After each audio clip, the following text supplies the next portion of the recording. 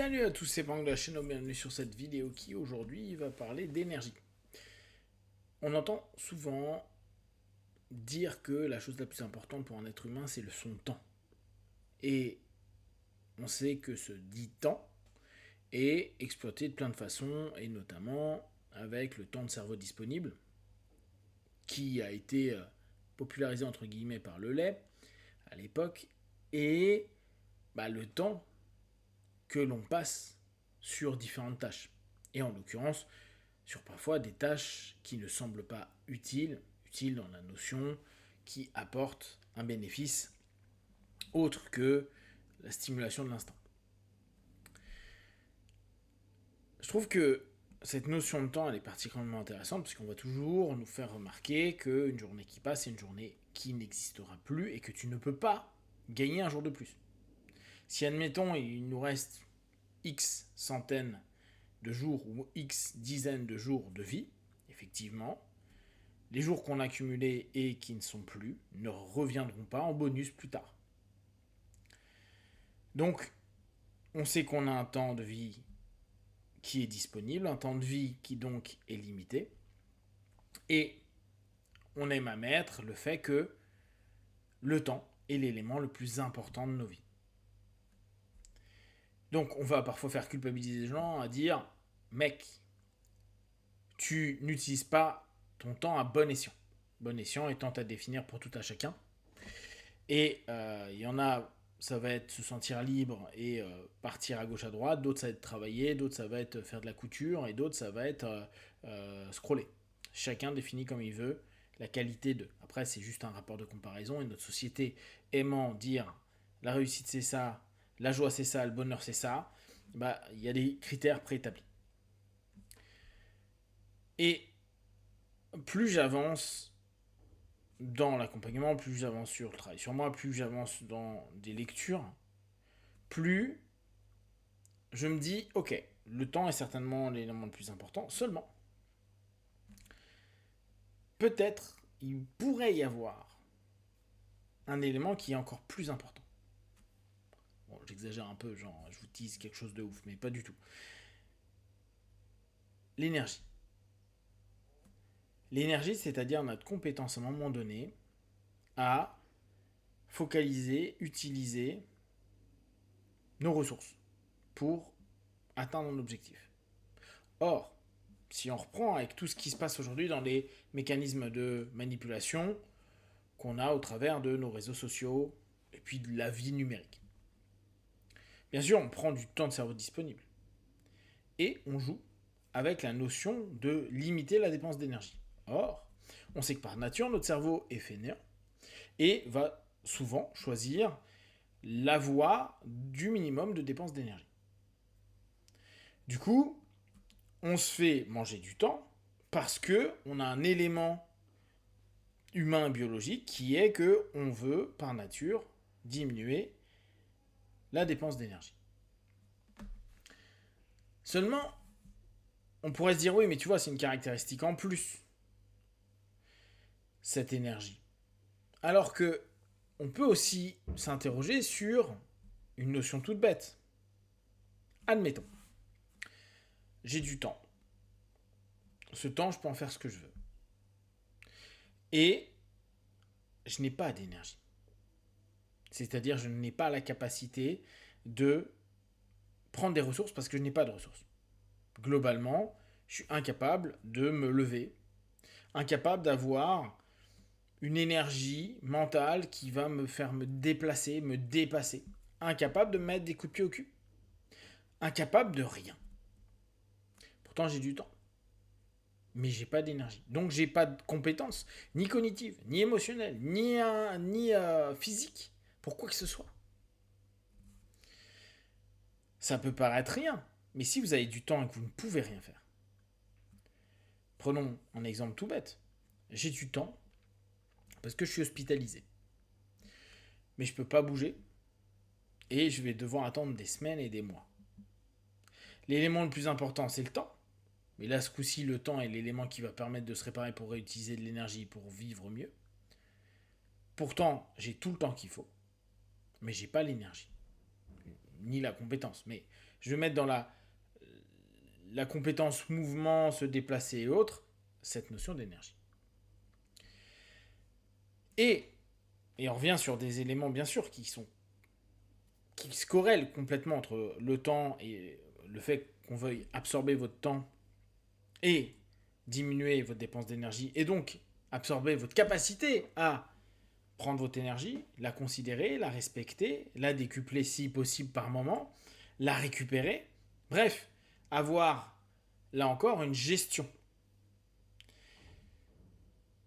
Du coup, la gestion de mon énergie, elle va devoir être décidée volontairement de comment je vais pouvoir l'utiliser. Mais aussi prendre conscience des jauges d'énergie qu'on a.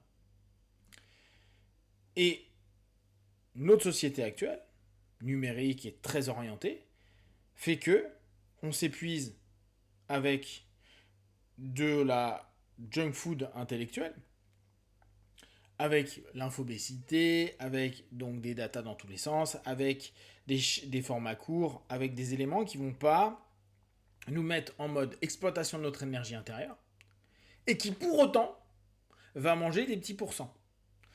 Imaginez votre jauge de téléphone, à force de regarder, de scroller ou d'écouter des podcasts ou plein de trucs à longueur de temps, qui vont pas forcément très très loin par rapport par exemple à la lecture, vous allez vous dire ah mais là j'ai regardé juste des petits trucs, ça a duré 5 minutes chacun, 10 minutes chacun, j'ai appris des choses, ou j'ai utilisé les shorts 30 secondes, 10 secondes, ça me va. Sauf que ça, à chaque fois, c'est 0,5, 0,5, 0,5, 0,5 d'énergie qui diminue. Et en plus, ça sature, mais ça va pas profondément. Donc oui, ça n'ouvre pas l'énergie qu'on a à dépenser pour intellectuellement s'accaparer, comprendre, disséquer. Mais ça nous aura pris de l'énergie d'attention, de l'énergie juste de saturation, qui va faire que petit à petit, on a de moins en moins d'énergie. Du coup, on a un système où moins on a d'énergie, plus on a besoin d'éléments qui vont se substituer à nous. Là, on le sait avec l'IA par exemple.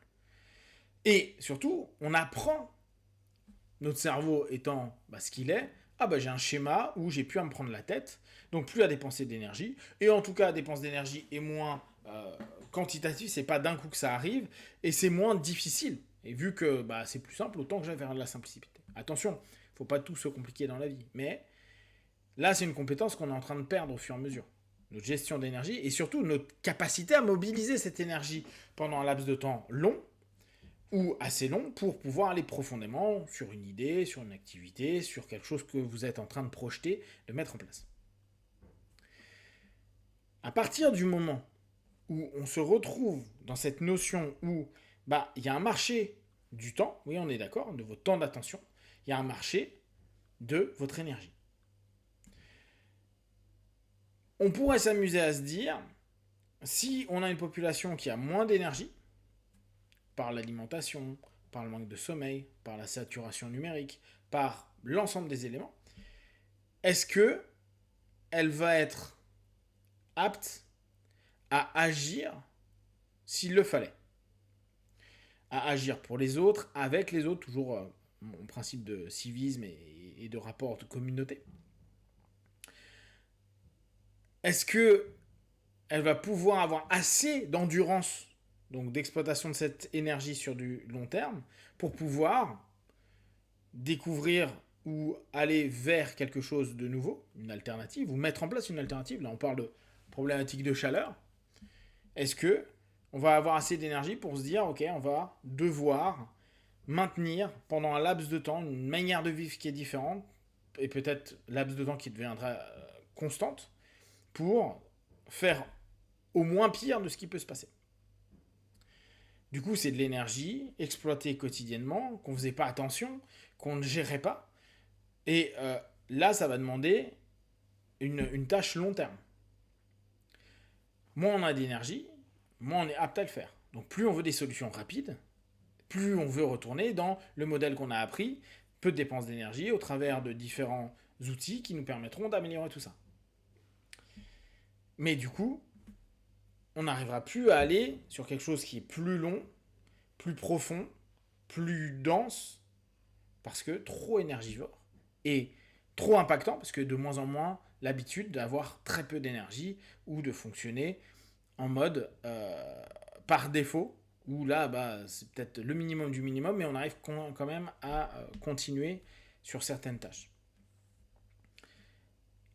À mon avis, le temps et l'énergie, mais l'énergie vraiment, votre compétence d'énergie est quelque chose à prendre en compte prioritairement. Et donc, commencer à cogiter, à se dire comment je peux avancer, grandir, évoluer avec mon énergie actuelle, comment je peux faire en sorte qu'elle diminue le moins possible, sachant que le temps fait souvent diminuer l'énergie. Comment je peux faire pour peut-être renouveler des parties d'énergie, comment je fais pour mieux récupérer de l'énergie.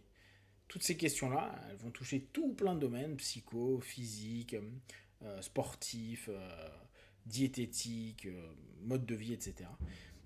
Et peut amener quelque chose de vraiment hyper intéressant et redonner une qualité de vie et indirectement nous dissocier d'un ensemble de d'éléments, notamment du numérique, qui nous bouffent cette énergie. Si vous avez des questions, des remarques, n'hésitez pas. Comme d'habitude, de tout ce que je propose, ne prenez que ce qui est juste pour vous tester, observer, analyser et conclure. Be one. Ciao!